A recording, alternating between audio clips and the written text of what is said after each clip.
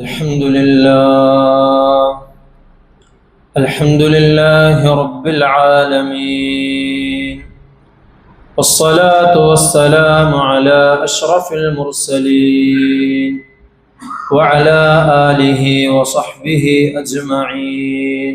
أما بعد، أيها الناس، أوصيكم عباد الله ونفسي أولا بتقوى الله، فقد قال الله تعالى في قرآنه الكريم بعد أعوذ بالله من الشيطان الرجيم، بسم الله الرحمن الرحيم.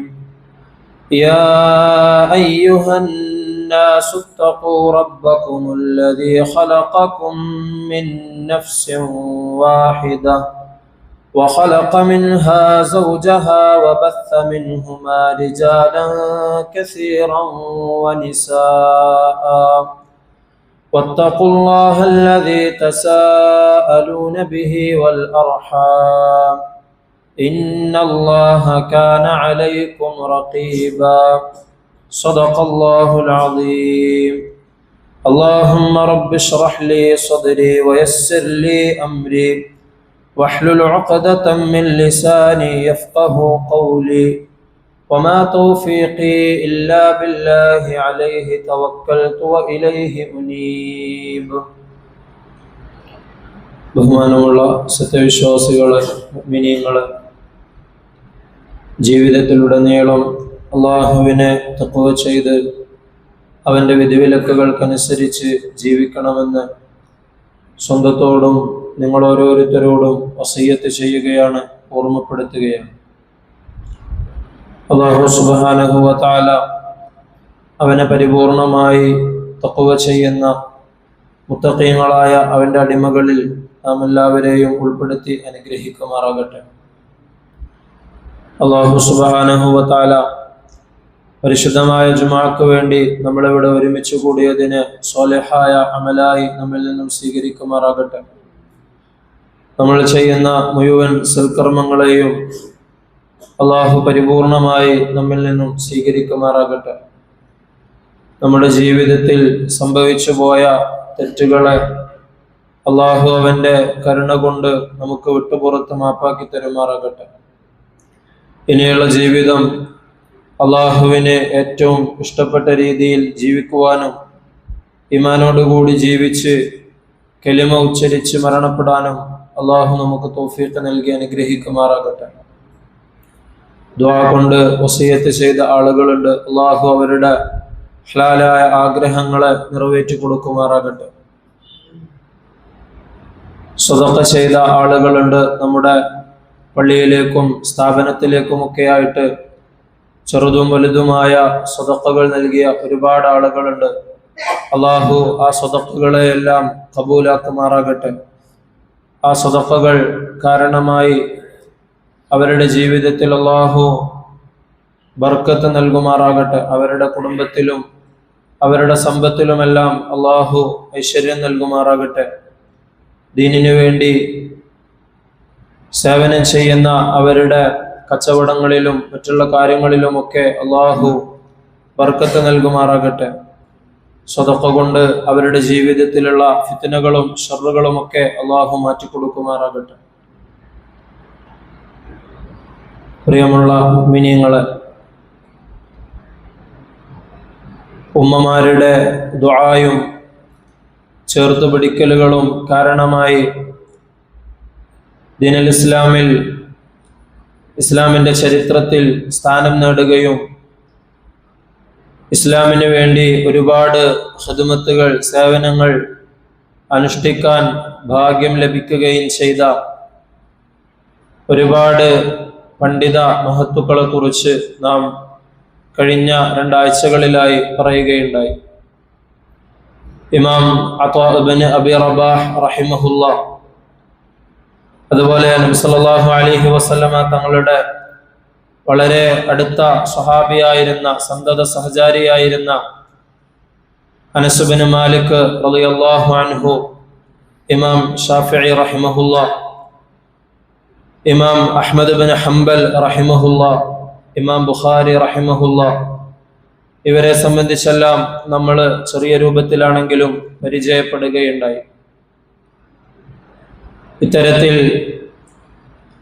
ഭൗതികമായ സാഹചര്യങ്ങൾ അനുകൂലമല്ലാതിരുന്നിട്ട് പോലും അതിനോടൊക്കെ ഉമ്മമാരുടെ ആ ഒരു നിശ്ചയദാർഢ്യത്തിൻ്റെ പേരിൽ, ഇസ്ലാമിനോടുള്ള കൂറിൻ്റെ പേരിൽ, ആ പരിതസ്ഥിതിയിൽ അല്ലെങ്കിൽ പ്രതികൂലമായ സാഹചര്യത്തിൽ വളർന്നു വരികയും ഇസ്ലാമിക ലോകത്ത് തങ്ങളുടേതായ വ്യക്തിമുദ്ര പതിപ്പിക്കുകയും ചെയ്ത ഇനിയും ഒരുപാട് പണ്ഡിതന്മാരെ നമുക്ക് കാണുവാൻ സാധിക്കും.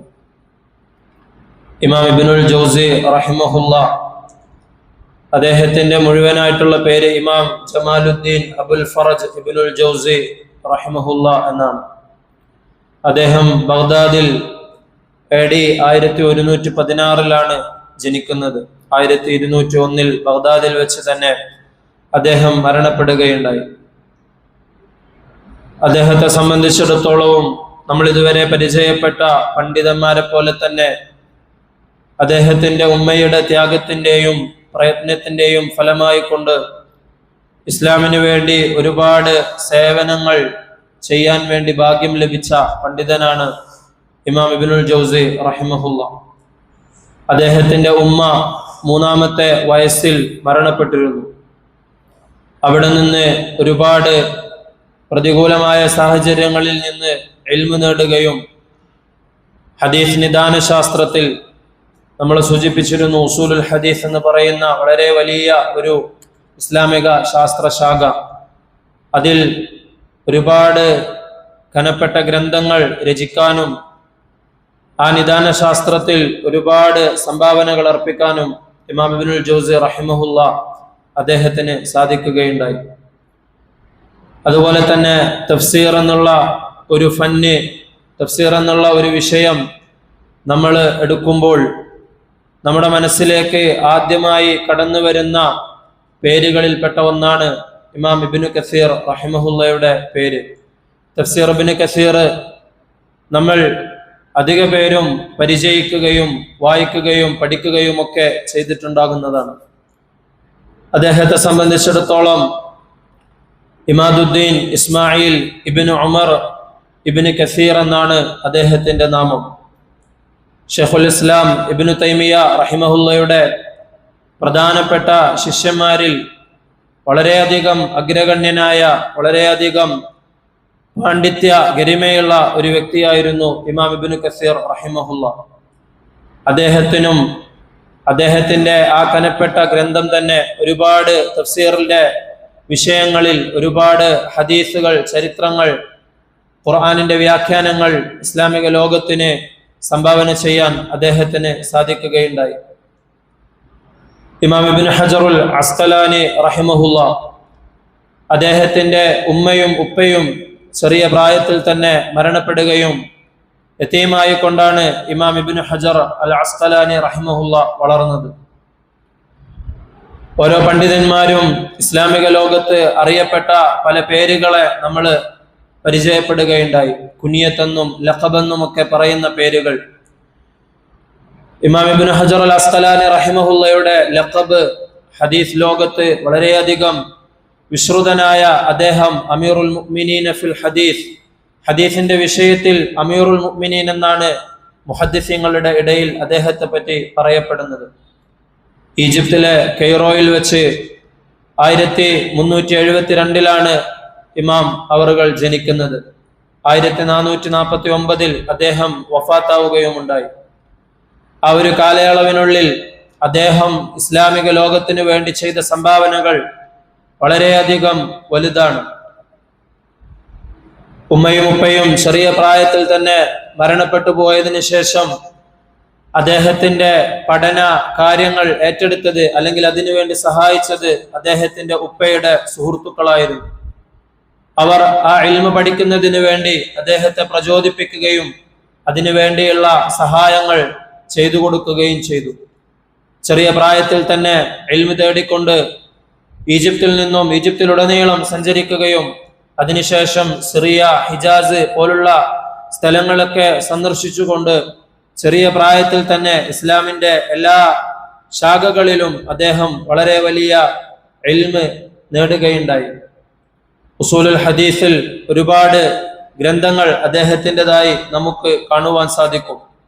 അദ്ദേഹത്തിന്റെ ഏറ്റവും പ്രധാനപ്പെട്ട ഒരു ഖിദ്മത്ത്, സേവനം എന്ന് പറയുന്നത് നമ്മൾ സ്വഹീഹുൽ ബുഖാരിയെ പരിചയപ്പെടുകയുണ്ടായി. ഇമാം ബുഖാരിയുടെ അസഹുൽ കുതുബി ബൈനൽ തഹ്ത സമായി എന്ന് പണ്ഡിതന്മാർ പരിചയപ്പെടുത്തിയ സ്വഹീഹുൽ ബുഖാരി, ആ ഹദീസിന്റെ ഗ്രന്ഥത്തിന് ഏറ്റവും ആധികാരികമായ വ്യാഖ്യാനം സംഭാവന ചെയ്തത് ഇമാം ഇബ്നു ഹജർ അൽ അസ്ഖലാനി റഹിമഹുള്ളയാണ്.